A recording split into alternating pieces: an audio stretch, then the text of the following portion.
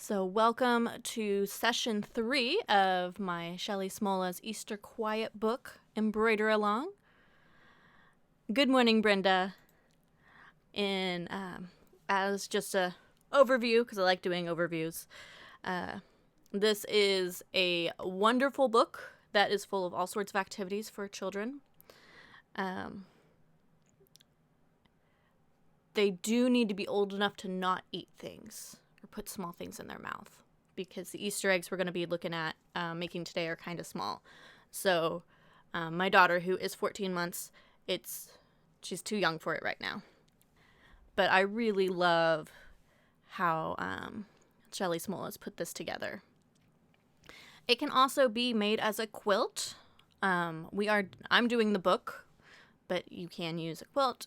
In the quilt instructions, they use minky as sashing and pom-pom trim around the outside. So there's a lot of textures for the kid to feel. We have 7 meetings between the beginning of January and March. We are almost halfway through. But the next one will be February 19th. And these are the other dates.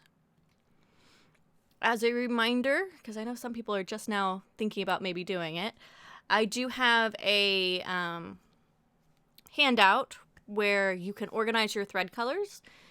In the PDF that comes with the embroidery collection, she references the colors as like light yellow, yellow, bright yellow, dark yellow, like by name. And so what this allows you to do is choose what thread color you want to use, and you can write down the color number so that you know, if I'm using yellow, I'm using 520, which is what I'm using. It also shows the embroidery designs, and they are in an order that is similar to what the order we're stitching them. So, for example, this time we're doing the baskets and the eggs. Next time we're doing the concentration cards and the chicks. And then we have the ones at the bottom for the last couple of lessons. As a reminder, the very last session will be more about putting it together. Oh, guess who didn't change the page? As I said, this week has been very interesting, and apparently this is not the session 3 embroidery designs. If you download the PDF of this PowerPoint, this will be getting changed shortly. One sec here. I'm going to have my phone stop working. Okay, or my webcam. We're just going to skip this slide. We are going to do the bunny puzzle basket. So on, good morning, Norma. I will be fixing that PowerPoint and then uploading the PDF after this. But we're going to do the basket, which in this case is just the purple part. So you need felt or a a fabric that won't fray for the basket. I'm using fleece. An X-Acto knife, or I say buttonhole cutter, you really need an X-Acto knife for this. Ribbon, and there's 2 options. Actually, I think there's 3 options for doing the bunny puzzle basket, like attaching it. Not that we're there yet, but there are multiple options. And depending on which option you choose, you need more or less ribbon, or you need thinner or thicker ribbon. We're also going to do the Easter egg hunt basket. So this is where when they go through the book finding the tiny Easter eggs, they put it all in the little basket. So again, you'll need the fabric for the basket, which I'm using fleece, an X-Acto knife, and then ribbon to attach.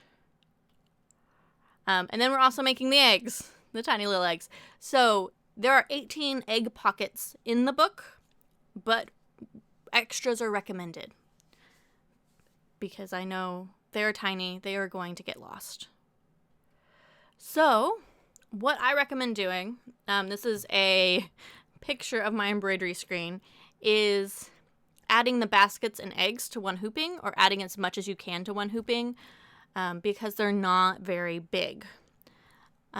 When you add them to the hooping, the designs will stitch out in the order in which they are inserted.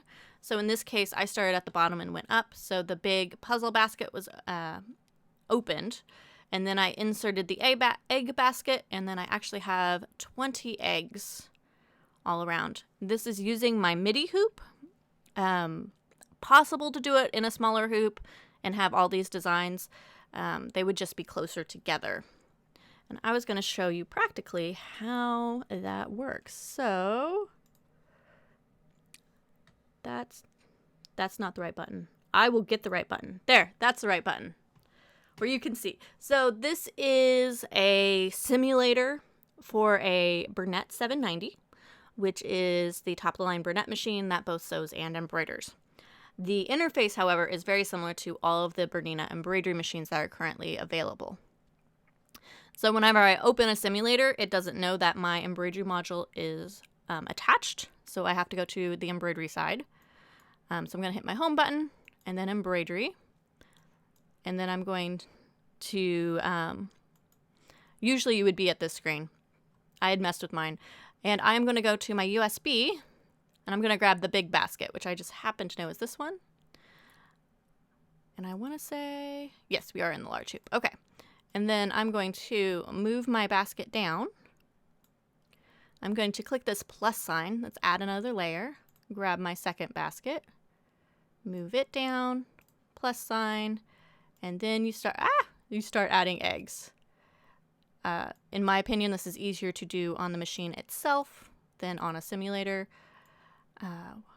There are 5 different egg shapes, so I usually do 4 of each to get my 20.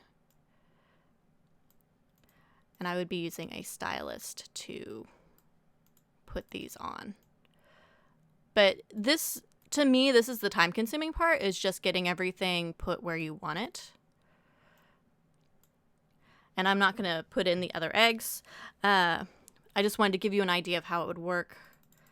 And if I go down to the very bottom, I can select all the layers and you can see what it looks like. But you would need more eggs than that. And if you can't fit all the eggs, they can be their own hooping, of course. But that's just how you would go about adding them to your embroidery screen. Good morning, Pam. So now that we looked at that, let me turn off the simulator and go back to our PowerPoint. So embroidering the bunny puzzle basket, and I'm just going to be very honest, embroidering all of these is very, very, very similar. Like, it's the exact same steps over and over and over again. So you're going to hoop wash away stabilizer. I'm using aqua mesh. It is my favorite because it is more fabric-like. And so if there's a lot of stitches, it doesn't tear. And it's not susceptible to humidity as much as some of the other ones. So after you have it hooped, we're going to stitch color number 1, which is a placement line. We're going to put our fabric over the placement line. Note that there's a line missing here. I put this PowerPoint together very fast. I'm sorry. But you're going to stitch the cut line, tack down and cut line, and then you trim your applique fabric around. And then you just finish embroidering the basket. I chose to use 3 different colors on this particular one. You can use more, you can do less. Well, okay, you can't really do more. There are 3 color changes. But you could do less. On some of them, I've made them like all pink, or I've made them all purple, and they were on pink. Just whatever you want it to do. For this particular basket, it is going on a yellow background, I believe. Yes. And so I thought it would be fun to have the basket lines be yellow so that there's some cohesion between the two. So we are going to do the same thing for the bunny hunt puzzle, the egg hunt basket. We're going to stitch our placement line, place our applique fabric over it, stitch the next color, and in this case it's color 1, as in the first color on the thread chart list, not on the machine, because if you have multiple designs in the machine, it won't be color 1 on the machine. Place our applique fabric over, stitch the cut line, which would be the next color, tack down, trim it, and then finish embroidering. This basket is going on a purple page, so again, I used purple as the lines of the basket. And then we have our eggs. And this is, I really like just sticking all these together because they're all very similar how they work, because you put your placement line, you put your applique fabric over the placement line, you stitch color 2, which is the trim line, trim around, and then finish embroidering the eggs, and then you repeat it 19 more times. It's a lot of doing the same thing over and over again, but to me, that's the best way to learn. Now, how I chose my color of my eggs. I had 4 colors I decided to use, and as there are 5 different designs, I was able to do each design in 1 color. So, and I decided to keep the colorways the same. It's kind of an easy button. You just have your thread spools for, like my blue eggs. I had a blue that was my cover stitch, and a purple that was my details, and I just used those every single time. You can, of course, use whatever colors you want. Your eggs don't have to all be the same color. Like I could have had a blue egg with purple, a blue egg with pink. Like I could have mixed it up. But I was stitching it at 6 o'clock on Wednesday, and I had to work yesterday, so I just needed to get it done. And I feel that this has enough variety, and it will work really well. So we have our completed designs, and I am only showing you what I got done. It sounds weird, but this is just what I got done. Technically, we are also supposed to trim close around each shape. I did not get a chance to do that between Wednesday night and this morning. Life's been a little hectic, but that's also something that's very easy to do while waiting on another portion of the embroidery design or embroidery project to embroider. So are there any questions or comments? This is a very short PowerPoint.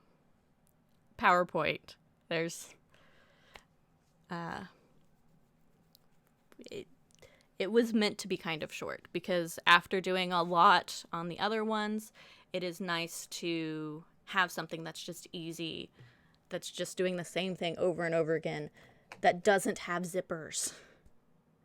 Oh, by the way, with the zipper thing, I am working on the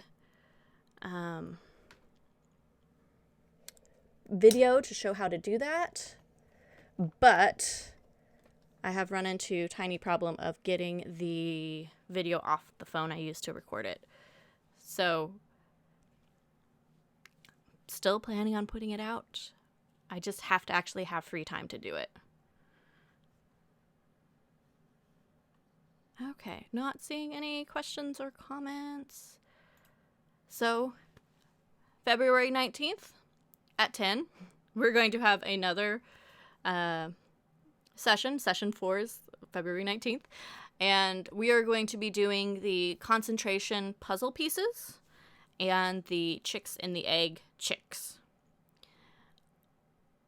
Which, I'm not sure about chicks in the egg. I haven't gotten that far yet, but the concentration puzzle pieces are similar to how we are doing our appliques this time, but we are going to have a finished back to them so that you can't see the embroidery. So they are slightly different, but we'll talk about that more on the 19th. So thank you all for watching, and we'll see you the 19th.